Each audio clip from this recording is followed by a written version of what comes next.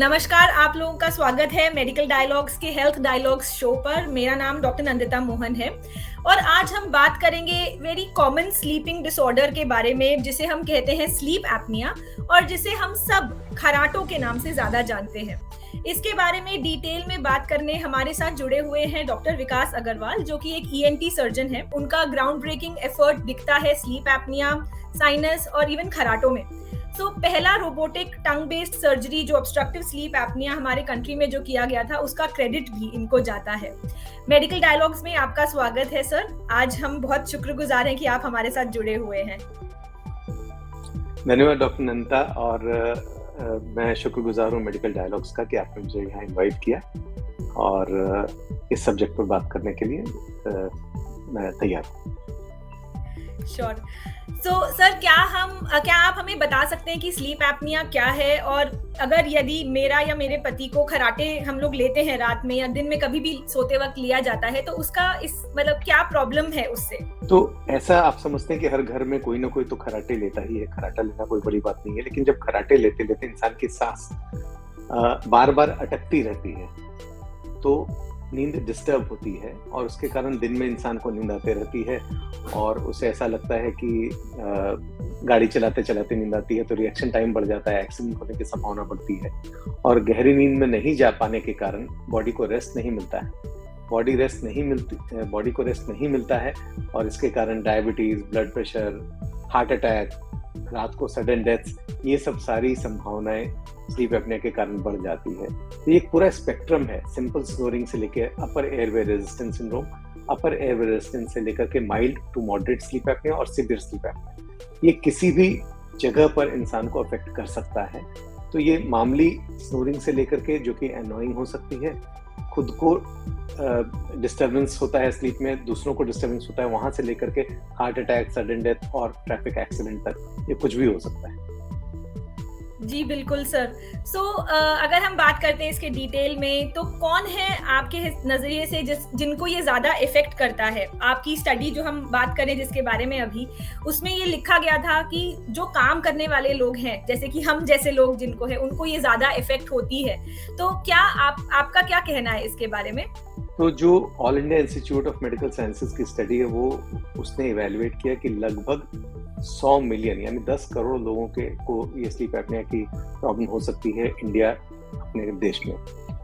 और वो लोग छोटे बच्चों से लेकर के बूढ़े तक सबको होती है, लेकिन सबसे ज्यादा जो वर्किंग एज ग्रुप है उसके लिए प्रॉब्लम सबसे बड़ी है, बिकॉज उससे तो दिन भर काम करना है और उसके आगे पूरी जिंदगी पड़ी है। अगर ये ओल्ड लोगों में प्रॉब्लम होती है तो ये उतनी बड़ी समस्या नहीं है, लेकिन वर्किंग लोगों में जब ये प्रॉब्लम होती है 30, 40, 50 के लोगों में, तो आगे हार्ट अटैक, सडन डेथ, ये सब प्रॉब्लम और क्वालिटी ऑफ लाइफ खराब होना, जिंदगी वो पूरी तरह से जी नहीं पाते हैं और आगे लाइफ स्पैन कम होना, तो ये काफी बड़ी समस्या वर्किंग एज क्लास लोगों के लिए है। छोटे बच्चों में टॉन्सिल और एडनॉइड बढ़े होने के कारण उनको स्लीप एपनिया की प्रॉब्लम होती है, जिसे बहुत आसानी से ट्रीट किया जा सकता है टॉन्सिल या एडनॉइड रिमूवल के द्वारा। लेकिन जो वर्किंग क्लास लोग हैं उनको साइनस और स्लीप, ये काफी बड़ा प्रॉब्लम है, क्योंकि अगर देखा जाए तो लगभग दुनिया के आधे लोगों की नाक की हड्डी टेढ़ी किसी न किसी रूप में, उसके साथ 25% लोगों को लगभग एलर्जी है। इन दोनों को अगर आप कंबाइन कर देते हैं तो लगभग 2/3 लोगों को कुछ ना कुछ साइनस और स्लीप की प्रॉब्लम है। और स्लीप एपनिया भी अगर 140 में से 10-12 करोड़ लोगों को ये प्रॉब्लम है तो ये काफी बड़ी प्रॉब्लम है। बहुत ही सही कहा सर आपने। मेजॉरिटी संख्या लोगों को ये बीमारी आजकल महसूस हो रही है। तो अगर हम इसके बारे में डिटेल में बात कर रहे हैं, तो क्या आप बता सकते हैं स्लीप एपनिया को हम डायग्नोज कैसे कर सकते हैं, और अगर हम डायग्नोज कर लेते हैं अर्ली स्टेज में, तो इसका हम इलाज क्या कर सकते हैं? सबसे पहले तो जो उसके क्लिनिकल सिम्टम्स हैं कि इंसान सुबह उठने के बाद थका हुआ महसूस करता है, एनर्जी नहीं होती है, और दिन में अगर किधर भी थोड़ा 10 मिनट के लिए भी अगर इंसान बैठ गया तो उसे नींद आती रहती है, ये इसके सबसे शुरुआती सिम्टम है। Lack of energy, sleepiness in the day, ये इसके सबसे बड़े सिम्टम है। और अगर किसी भी इंसान को ये प्रॉब्लम हो रही है तो उसे स्लीप टेस्ट जरूर करना चाहिए। छोटे बच्चों में अगर रात को समझिए बेड वेटिंग की प्रॉब्लम है, रात को बच्चा अपने बिस्तर को गीला कर दे रहा है, नींद में इधर उधर घूम रहा है, खराटे ले रहा है छोटा बच्चा, उसको स्लीप एपनिया होने की संभावना बहुत ज्यादा है, जो कि एडनॉइड्स और टॉन्सिल के एनलार्जमेंट के कारण होती है। ओल्ड लोगों में चूंकि ऐसे भी अगर रिटायर्ड है और काम नहीं होता तो सोते रहते हैं, इसलिए ये थोड़ा कम समझ में आता है कि उनको वो प्रॉब्लम है कि नहीं है। लेकिन ये एक नॉर्वे की स्टडी देखी गई थी कि जिन लोगों में स्लीप एपनिया होता है वो ज्यादा एज तक जी ही नहीं पाते, तो उन लोगों में समस्या कम मिलती है। इसलिए 60 के ऊपर अगर ये समस्या कम मिल रही है तो उसका कारण उन्होंने ये पाया कि लोग इस समस्या के कारण आगे जी नहीं पाए। ये एक बड़ी इंटरेस्टिंग स्टडी थी, इटली और नॉर्वे में ये स्टडी की गई थी। और अपने देश में हमको ये समझना है कि ये डायग्नोज करने के लिए अगर ये सिम्टम्स है जो मैंने बताया कि स्लीपीनेस और टायर्डनेस ड्यूरिंग द डे, तो एक स्लीप स्टडी टेस्ट किया जा सकता है रात को, उसको पॉलीसोम्नोग्राफी कहते हैं। ये काफी सिंपल टेस्ट है। आजकल के जमाने में सिर्फ एक फिंगर पे प्रोब लगाते हैं, एक नाक पे प्रोब लगाते हैं और एक चेस्ट प्रोब लगाते हैं, लेवल 3 स्टडी करते हैं। ये काफी आसानी से घर पे भी की जा सकती है। जो पहले जमाने में पॉलीसोम्नोग्राफी करते थे पूरे 20-25 लीड लगा के, वो जरूरी नहीं है सारे केसेस में। तो स्क्रीन करने के लिए लेवल 3 या सिंपल वाली स्टडी की जा सकती है जो 2 से 3 हजार रुपए में हो जाती है। तो कोई बहुत महंगी भी नहीं है और आपके घर पे भी हो सकती है। तो स्लीप स्टडी से पता चल जाता है कि आपको स्लीप एपनिया की प्रॉब्लम है या नहीं है। अब अगर स्लीप एपनिया है तो उसको डायग्नोज करने के लिए हम लोग फिर एक नाक का सीटी स्कैन करते हैं, जिससे पता चलता है कि नाक की हड्डी टेढ़ी है या ब्लॉकेज है, साइनस है, नहीं है। फिर एक स्लीप एंडोस्कोपी करते हैं, जिससे पता चलता है कि गले में कौन सी जगह पर खराटे आ रहे हैं, स्लीप एपनिया हो रहा है। तो इसको डायग्नोज करना अभी काफी आसान, पहले की अपेक्षा काफी आसान हो चुका है। हालांकि अभी भी देश में इसकी आवश्यकता बहुत ज्यादा है। सारे सेंटर्स ये स्लीप एंडोस्कोपी वगैरह नहीं कर रहे हैं, बट स्लीप स्टडी तो काफी कॉमन हो चुकी है। तो आपको प्रिलिमिनरीली स्क्रीन करने के लिए स्लीप स्टडी टेस्ट आपके घर पे भी आप करवा सकते हैं। तो सर, डायग्नोसिस की जैसे हमने अभी बात करी, तो इसका अगर हमने अर्ली डायग्नोस कर लिया स्लीप एपनिया अगर किसी इंसान को है, तो उसका इलाज हम कैसे कर सकते हैं?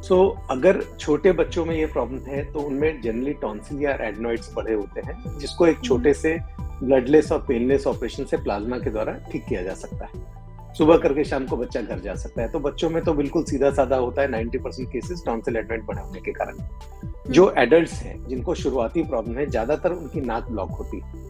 उनको हमेशा सर्दी रहेगी, नोज ब्लॉक रहेगा और छींक आएगी या पानी आएगा, माथा दुखता होगा। तो ये एक सीधा साधा सीटी स्कैन साइनस का, जो कि किसी भी शहर में किया जा सकता है, उसकी तरह से डायग्नोज करके, और जनरली जो नाक की हड्डी का ऑपरेशन है या टर्मिनेट का ऑपरेशन है, साइनस का ऑपरेशन है, आज इंडिया के हर छोटे से छोटे शहर में हो रहा है। तो जो शुरुआती केसेस हैं उनको नाक का ऑपरेशन करके ठीक किया जा सकता है।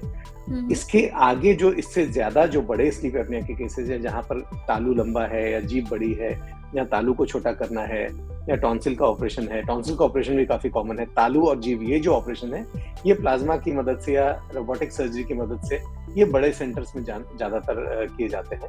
लेकिन ये भी मिनिमली इन्वेजिव सर्जरी की मदद से, यानी प्लाज्मा से हम इसको बहुत छोटे रूप में कर सकते हैं। 1 या 2 दिन में पेशेंट डिस्चार्ज हो जाता है और 10-12 दिन में नॉर्मल वो अपना काम पर लग जाता है।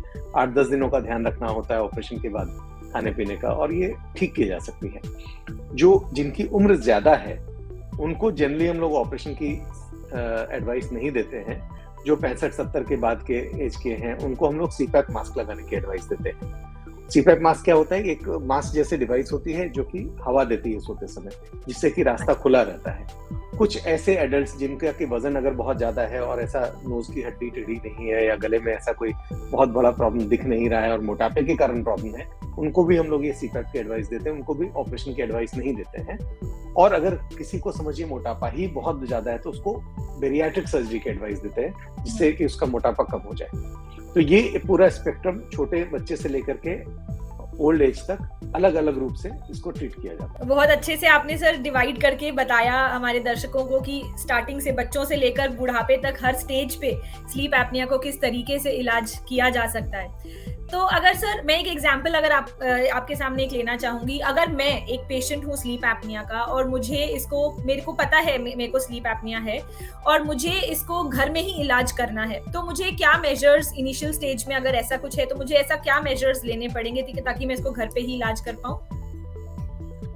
तो पहला तो अपना वजन कंट्रोल रखना सबसे ज्यादा जरूरी है, क्योंकि स्लीप एपनिया की प्रॉब्लम ज्यादातर जिनको वजन ज्यादा होता है उनकी ऑक्सीजन रिक्वायरमेंट ज्यादा होती है, इसकी वजह से उनको ज्यादा होती है। तो सबसे पहला मेजर तो है कि आप वजन घटाएं। दूसरा मेजर है कि आप अपनी स्लीप हाइजीन मेंटेन करें, क्योंकि आज के समय में क्या है, हर आदमी सोशल मीडिया पे लगा है। रात को 12 बजे तक 1 बजे तक उनके व्हाट्सएप चलते रहते हैं। तो एक स्लीप हाइजीन, आप एक रेगुलर समय पर सोने जाएं, समझिए अगर आपने 10 बजे का टाइम फिक्स किया है तो 10 बजे से लेकर के सुबह 5 बजे तक 7 घंटे की कम से कम आप स्लीप लें। अगर आपने 11 बजे का टाइम फिक्स किया है तो 11 बजे से लेकर के 6 बजे तक 7 घंटे की एक इंसान को नॉर्मली स्लीप चाहिए, और वो स्लीप प्रॉपर होनी चाहिए। उस समय कोई डिस्टर्बेंस, कोई थॉट्स आपके दिमाग में नहीं होने चाहिए। उससे खाने से पहले, सोने से पहले आप कैफीन वगैरह न लें, यानी कॉफी ना पिए और स्मोकिंग ना करें। ये सब सारी चीजें करके आप अपना स्लीप एपनिया को काफी हद तक कंट्रोल में रख सकती हैं और ट्रीट कर सकती हैं। और अगर मान लीजिए इससे नहीं ठीक हो रहा है तो फिर आपको किसी ईएनटी सर्जन को दिखाना चाहिए, जो कि ये देखे कि आपके नोज में ब्लॉक है या आपके गले में कोई ब्लॉक है।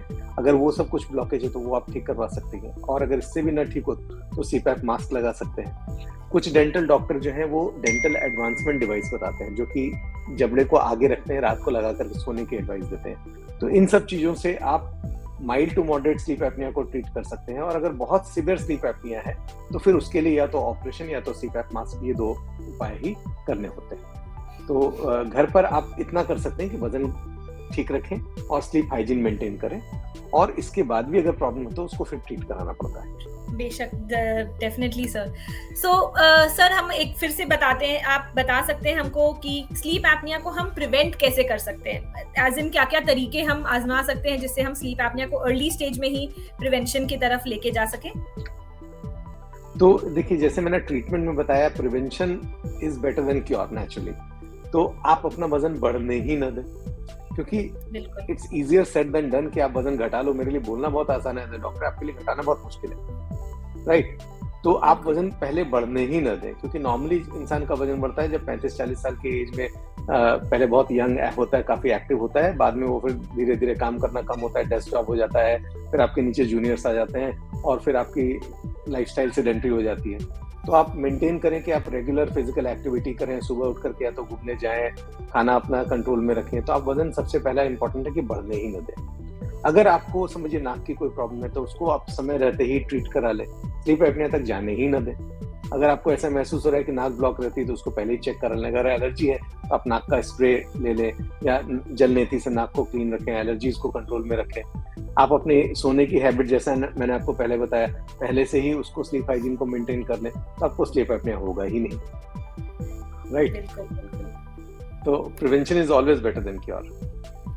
बिल्कुल बिल्कुल सर, एज आपने सही कहा, प्रिवेंशन अगर हम अर्ली स्टेज पे ही कर लें तो उसको जब डिजीज का ऑनसेट ही नहीं होगा तो फिर उसको इलाज भी कराने का उतना ही हम डिले कर सकते होंगे। तो प्रिवेंशन अगर हम अर्ली स्टेज पे ही कर लेते हैं तो फिर वो डेफिनेटली बेटर रहेगा आगे के ट्रीटमेंट के एस्पेक्ट से भी, अगर हम देखा जाए तो thank you so much sir, thank you हमारे साथ आज जुड़ने के लिए, आपका कीमती समय देने के लिए। हमको काफ़ी नॉलेज गेन हुआ स्लीप एपनिया के बारे में, एंड अच्छी बात है कि आपने अपने व्यूज और इंसाइट्स भी हमारे साथ शेयर किए।